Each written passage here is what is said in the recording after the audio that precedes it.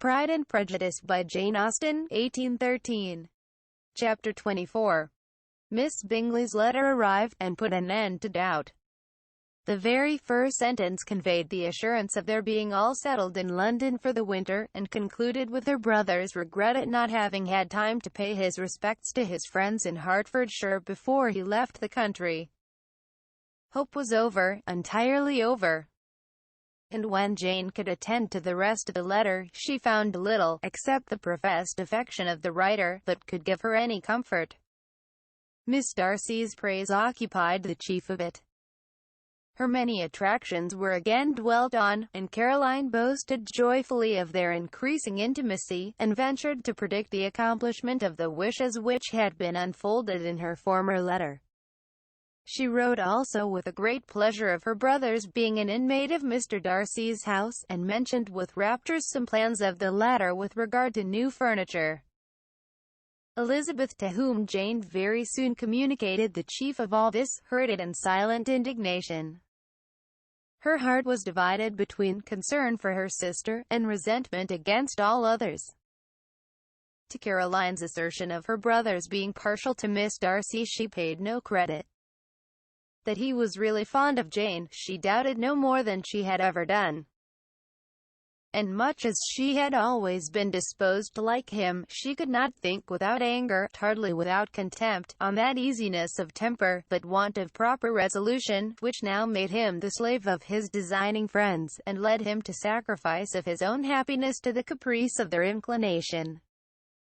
Had his own happiness, however, been the only sacrifice, he might have been allowed to sport with it in whatever manner he thought best, but her sister's was involved in it, as she thought he must be sensible himself. It was a subject, in short, on which reflection would be long indulged, and must be unavailing. She could think of nothing else.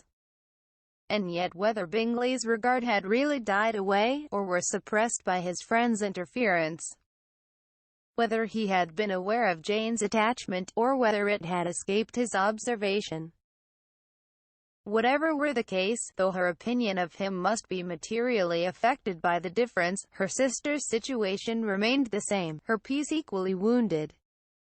A day or two passed before Jane had courage to speak of her feelings to Elizabeth. But at last, on Mrs. Bennet's leaving them together, after a longer irritation than usual about Netherfield and its master, she could not help saying, "Oh, that my dear mother had more command over herself. She can have no idea of the pain she gives me by her continual reflections on him. But I will not repine. It cannot last long. He will be forgot, and we shall all be as we were before." Elizabeth looked at her sister with incredulous solicitude, but said nothing. "You doubt me," cried Jane, slightly coloring. "Indeed, you have no reason. He may live in my memory as the most amiable man of my acquaintance, but that is all. I have nothing either to hope or fear, and nothing to reproach him with. Thank God, I have not that pain. A little time, therefore. I shall certainly try to get the better." With a stronger voice she soon added, "I have this comfort immediately, that it has not been more than an error of fancy on my side, and that it has done no harm to anyone but myself." "My dear Jane," exclaimed Elizabeth, "you are too good. Your sweetness and disinterestedness are really angelic. I do not know what to say to you. I feel as if I had never done you justice, or loved you as you deserve." Miss Bennet eagerly disclaimed all extraordinary merit, and threw back the praise on her sister's warm affection. "Nay," said Elizabeth, "this is not fair. You wish to think all the world respectable, and are hurt if I speak ill of anybody. I only want to think you perfect, and you set yourself against it. Do not be afraid of my running into any excess, of my encroaching on your privilege of universal goodwill. You need not. There are few people whom I really love, and still fewer of whom I think well. The more I see of the world, the more am I dissatisfied with it. and every day confirms my belief of the inconsistency of all human characters, and of the little dependence that can be placed on the appearance of merit or sense. I have met with two instances lately, one I will not mention. The other is Charlotte's marriage. It is unaccountable. In every view it is unaccountable. My dear Lizzie, do not give way to such feelings as these. They'll ruin your happiness. You do not make allowance enough for difference of situation and temper. Consider Mr. Collins's respectability, and Charlotte's steady, prudent character. Remember that she is one of a large family. That is to fortune, it is a most eligible match. And be ready to believe, for everybody's sake, that she may feel something like regard and esteem for our cousin. To oblige you, I would try to believe almost anything, but no one else could be benefited by such a belief as this. For were I persuaded that Charlotte had any regard for him, I should only think worse of her understanding than I now do of her heart. My dear Jane, Mr. Collins is a conceited, pompous, narrow-minded, silly man. You know he is, as well as I do.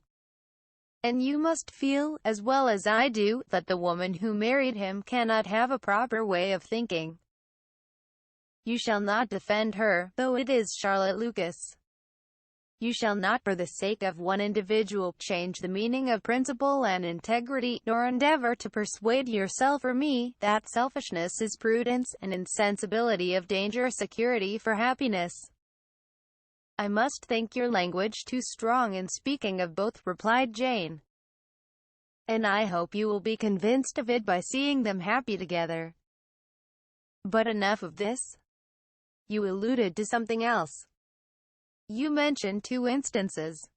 I cannot misunderstand you, but I entreat you, dear Lizzie, not to pain me by thinking that person to blame, and saying your opinion of him is sunk.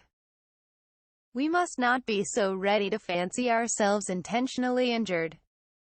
We must not expect a lively young man to be always so guarded and circumspect. It is very often nothing but our own vanity that deceives us. Women fancy admiration means more than it is, and men take care that they should. If it is designedly done, they cannot be justified. But I have no idea of there being so much design in the world as some persons imagine. I am far from attributing any part of Mr. Bingley's conduct to design, said Elizabeth.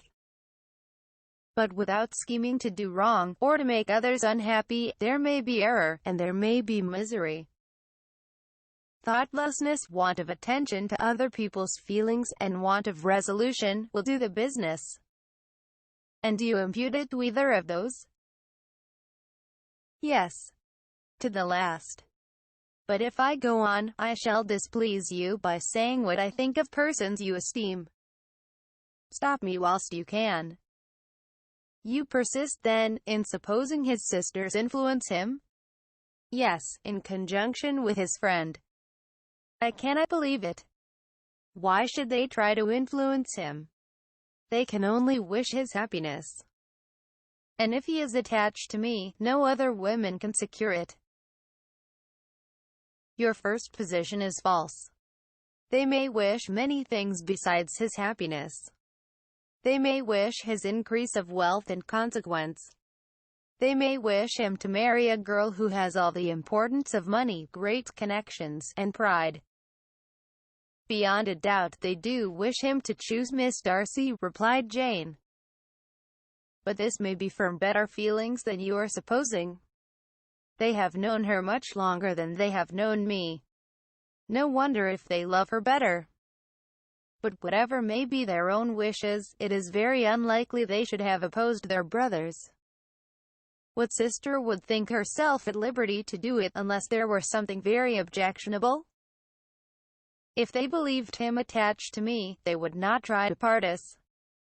If he were so, they could not succeed. By supposing such an affection, you make everybody acting unnaturally and wrong, and me most unhappy. Do not distress me by the idea. I am not ashamed of having been mistaken. Or, at least, it is light. It is nothing in comparison of what I should feel in thinking ill of him or his sisters. Let me take it in the best light, in the light in which it may be understood. Elizabeth could not oppose such a wish, and from this time Mr. Bingley's name was scarcely ever mentioned between them. Mrs. Bennet still continued to wonder and repine at his returning no more, and though a day seldom passed in which Elizabeth did not account for it clearly, there was little chance of her ever considering it with less perplexity. Her daughter endeavoured to convince her of what she did not believe herself, that his attentions to Jane had been merely the effect of a common and transient liking, which ceased when he saw her no more. But though the probability of the statement was admitted at the time, she had the same story to repeat every day. Mrs. Bennet's best comfort was that Mr. Bingley must be down again in the summer. Mr. Bennet treated the matter differently. "So, Lizzie," said he one day, "your sister is crossed in love, I find. I congratulate her. Next to being married, a girl likes to be crossed a little in love now and then. It is something to think of, and it gives her a sort of distinction among her companions. When is your turn to come? You will hardly bear to be long outdone by Jane. Now is your time. Here are officers enough and married to disappoint all the young ladies in the country. Let Wickham be your man. He is a pleasant fellow, and would jilt you creditably. Thank you, sir, but a less agreeable man would satisfy me. We must not all expect Jane's good fortune." "True," said Mr. Bennet, "but it is a comfort to think that whatever of that kind may befall you, you have an affectionate mother who will make the most of it." Mr. Wickham's society was of material service in dispelling the gloom which the late perverse occurrences had thrown on many of the Longbourn family. They saw him often, and to his other recommendations was now added that of general unreserve. The whole of what Elizabeth had already heard, his claims on Mr. Darcy, and all that he had suffered from him, was now openly acknowledged and publicly canvassed. And everybody was pleased to know how much they had always disliked Mr. Darcy before they had known anything of the matter. Miss Bennet was the only creature who could suppose there might be any extenuating circumstances in the case, unknown to the society of Hertfordshire. Her mild and steady candour always pleaded for allowances, and urged the possibility of mistakes. But by everybody else Mr. Darcy was condemned as the worst of men.